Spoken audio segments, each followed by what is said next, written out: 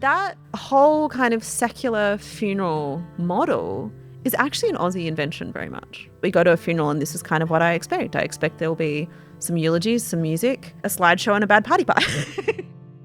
I think sometimes we take for face value in Australia the kind of celebration of life funeral. There's a music playlist and there's a PowerPoint slideshow of photos. These are completely normal for an Australian funeral. This is what happens, and then there's a moment they play the sad music and you see photos from their childhood and everyone cries. But until the 1970s, we didn't really have a strong tradition of secular civil celebrants. Long story, but basically our Attorney General at the time, Lionel Murphy, he introduced civil celebrancy for weddings.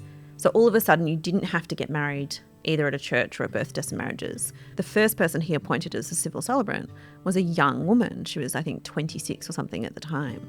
And all of a sudden this kind of ritual power in our society that had been invested only in like ordained men was invested in her. And then Lionel Murphy's a kind of an interesting radical reformist, and, he also made a lot of Indigenous Australians civil celebrants. Like the celebrant, the idea of a celebrant is in many ways like a product of 1970s, 80s, 90s Australia. And that was exported around the world. Like there's a very famous Time magazine article in the States being like, look what the Australians are doing. They're having lay people conduct their rituals. The movement started here. It started here. I think it is a real great example of that kind of secular personalisation, creative death ritual that we're doing. We've exported it around the world.